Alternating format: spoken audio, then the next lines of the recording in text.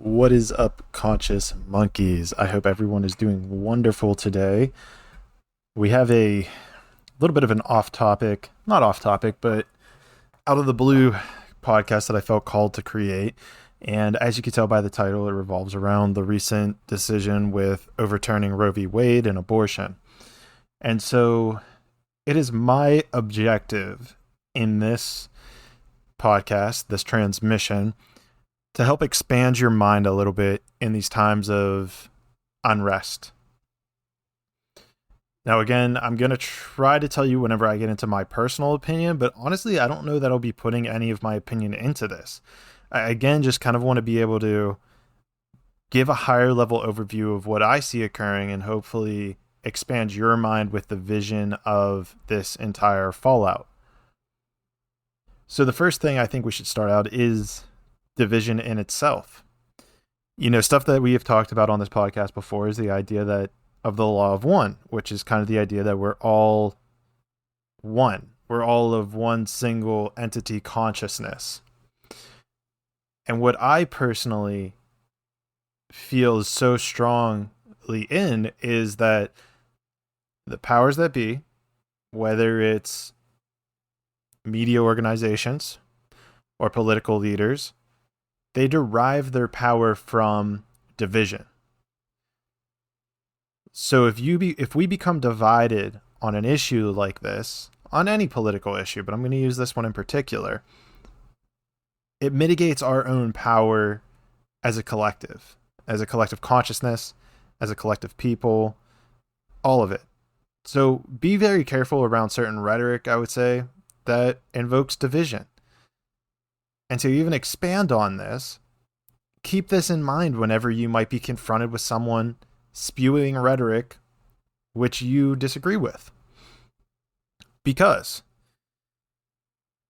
if we're all one, it means that some version of you, some infinite version of yourself falls on the exact other side of this topic. So that's what I would highlight, especially, and this was a huge catalyst in my evolution, my awakening process, which was after kind of around the 2016 election. It was probably in 2017-ish. Anytime I didn't understand something, I realized I got angry. Well, it actually kind of happened the other way, where I would get angry, and I realized the fact that I was getting angry about a certain topic, mostly political, was because I didn't understand something that the other side was trying to articulate. And instead of expanding my awareness, expanding my keyhole, which is an analogy we've used on here many times, expanding my state of being, I kept a fixed mindset. And so I believe that everyone who listens to this podcast does have an open mindset. And so I am really oh, cool. It's 11:11. And so I'm really challenging you, I guess, in this to expand your mindset, which I guess is the objective, which is why I guess it's hit at 11:11. The point that I'm trying to make here is just to ask yourself, is there something on the other side of this argument that I could learn from? And I want to really drill that home. The other thing that I actually really want to drill home is kind of a line of questioning that gets left out of this conversation. And it's basically asking the question of, when is abortion okay? And now I'm going to do two extreme situations here, right? Also, I should note, this is important to note, I believe that we should all take out the accounts of like rape and what's the other one? Women's health, or the mother's health. I feel like those are obviously situations that are, you know, I feel like that those are almost like, I think everyone's almost in agreement that like in those situations we should allow for it. But I kind of just want to put those on the side is what I'm trying to get at here. But the next piece of the puzzle is like, when is abortion? And when do you move from the word abortion into a different word? And I don't want to say that word yet because I know it'll invoke a lot of feelings. But let's start off at the earliest stage of what an abortion, quote unquote, could be. And again, I know I'm being very dramatic here, but I think that this kind of proves that point of expanding your awareness.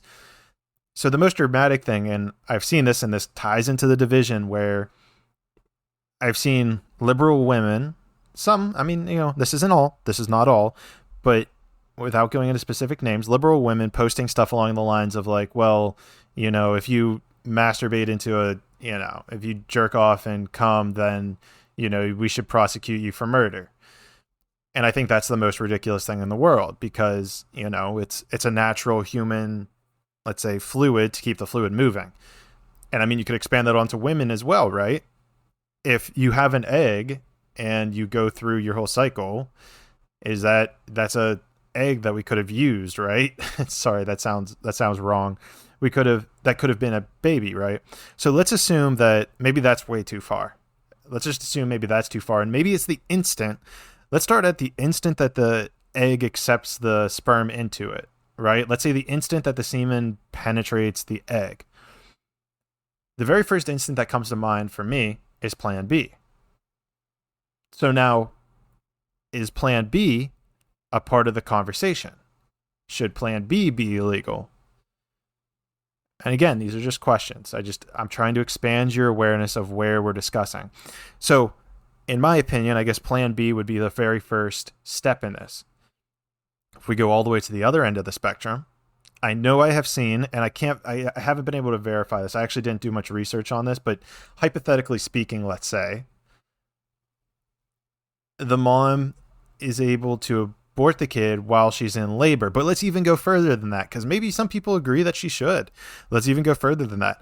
Is the mom allowed to abort the kid after it's out of her womb? Okay, what if she's allowed to abort it a week or two after she's given birth? The question now becomes, where is the line between murder and abortion? And to expand on this, right, I'm a 28-year-old man. What is preventing us from saying that my mom has the right to abort me?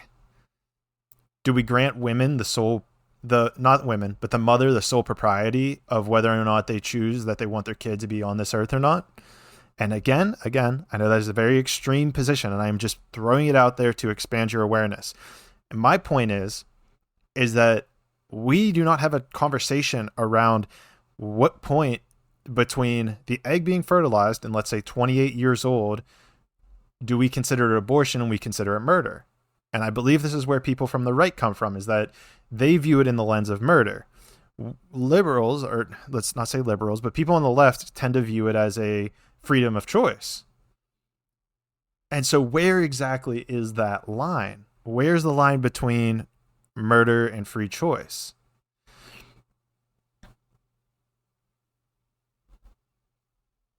So I'm not really sure where to kind of even go with that. I kind of just want to propose that, right? Are we saying that a heartbeat is it once it takes its first breath? I really don't know the answer to that. Now, this is where this gets even deeper, in my opinion. And this is where I've come to deeper realization of myself and my deeper realization of the world around me. There's no conversation around the power of sex and how it links you to another person. I know that's something that I was never discussed in my life. And quite frankly, I never realized that truth until maybe about a year ago. So I was like 27, not even. It had to be less than a year ago. But I was probably still 27. My point is that there's a there's strong power in sexual energy. You're literally connecting yourself to that person in the most physical way possible. And again, we're taking out rape, we're taking out women's health in this conversation. So the question becomes, and I get it, sex feels great, but is there not some level of, I don't want to say control. Control feels wrong. Because again, what this is coming back to, kind of how, like, and what's coming to my mind right now is like how the church basically convinced women that they should feel guilty if they have sex, if they're yada, yada, yada. And I don't believe that at all. I just want to put that out there. I'm just trying to highlight that feels to me as if there's an element of enlightenment that we need to do on the front of sexual energy. And I'll be honest here, because I'm a little not sure, because I know that there are some people who have open relationships that are very happy. For me, however, I've noticed that whenever I get into a relationship with one girl, I want to be with just that one girl, and I kind of get, jealous per se if I even think of another person. But see, is that my own insecurity that comes through? I really don't know. I'm just trying to highlight here that there's a lot of energy in sex. There's a lot of transferred energy in sex. And so it almost feels like this should be a part of that conversation as well, which is the power of sexual energy, the way that it links you to another person in this physical dimension, this physical realm. So it's kind of hard for me to go there, but I think that that's just something that we also need to take into account when we're having this conversation. The other thing that I found super interesting, and this might actually trigger some people, so fair warning, I'm going to just do a quick shift here, is to actually read the verdict of the Supreme Court, because I feel like that's important as well. Take your own information. I'll put a link down below for the PDF that I found. But essentially, it's interesting because the Supreme Court was basically laying out that whenever Roe v. Wade was put into action, whenever Roe v. Wade was, let's say considered like, okay, we're part of the federal law, they basically said that all the precedences for Roe v. Wade were BS. They basically just said that, like, okay, you utilized all these different amendments that don't adhere to this particular instance. And so that seems to be why they recalled it. It really had nothing to do with the rights of women. Now, how you read into it, I guess, is entirely up to you. So take that or leave it. The other thing I found super interesting, and it's kind of comical, is that Mississippi the way that this whole thing started, which I think is pretty funny. Check out how it started. And maybe people won't find this funny because they take it super seriously. But again, I feel like you need to find some humor in these things. It's super ironic because Mississippi actually was trying to pass a law regarding abortions, when someone could get an abortion, and Planned Parenthood actually challenged the Mississippi law. That challenge actually went all the way up to the Supreme Court, and then they were like, wait a second, let's completely overturn Roe v. Wade. So, excuse my laughter, but I think it's hilarious that, like, Planned Parenthood actually kind of started the cascade effect of Roe v. Wade being repealed. And as I say that, be very careful with that, because, like, you can take that back as far as you want. Like, the reason I did XYZ was because I was born. I don't know. That's a slippery slope, I believe, but I guess the cascade of them actually challenging this Mississippi law, it resulted in this outcome. Another super interesting question that I propose is the idea of state rights versus federal rights. And I think that's where this kind of verdict came into. Like, if there's so many people that are split on this, and I don't really know how many people are split. I know I've seen a lot more people voicing their opinion that it is an assault on women's rights, which I don't know. It feels extreme to me, but hey, if that's your belief, by all means, believe it. I guess people would say that I can't relate because I'm not a female, but again, that is the division. That right there is the division. You're saying that I can't understand you because XYZ, when I believe that maybe it's just a poor articulation of what to experience or what to say or how to interpret. I'm not sure. Something to think about. There was something else I felt like I wanted to add to all of that. Oh, the state rights. Like, do we want the government to have all of the rights, like, or to say what is right? But which is super interesting because I bring that up, and because, like, personally, I don't like putting labels on stuff because I feel like it puts you. I'm all about providing as much sovereignty to the individual as possible. Like, that's my MO. Is like, as long as the individual is as sovereign as possible, all things will figure themselves out. So, where am I going with this? The way that distills up to the federal level is I feel like, states should have more rights, should be in control of more things than the federal government. So I basically believe in small government, essentially, or small federal government. There's actually an interesting analogy here. Let me do this. So, like, the way that I've always heard this is like with yourself, you should be a tyrant. You should be tyrannical. You should be the master of your body, so to speak. Like you should be a tyrant.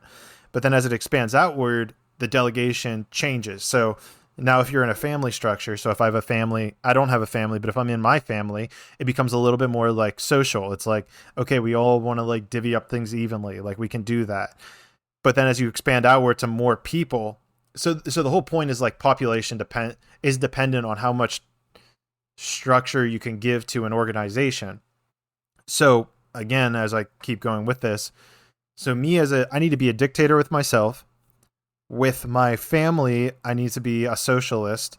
With my community, I need to be, damn, it's been a while since I've heard this or I thought about this, but hopefully you get the idea. And as you get to a higher level, it's like the idea of a world government, essentially, like in my opinion, they should have zero rights. Like there should be no such thing for a world government. But I do feel, I don't know. I'm going to leave it at that right now. I'm open to changing my mind on that. But I just want to put that out there, that there's like this level of diversion.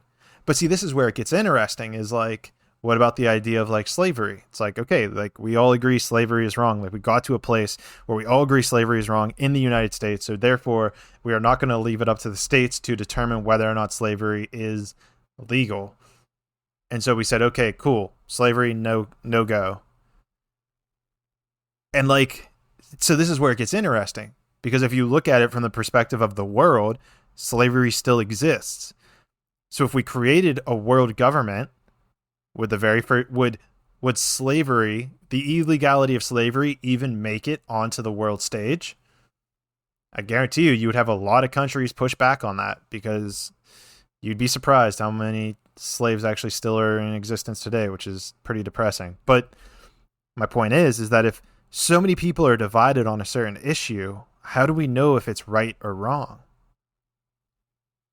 And it goes back to everything else that I said. Hopefully, I kind of want to wrap this up because I'm kind of running out of topics for myself to kind of dive down.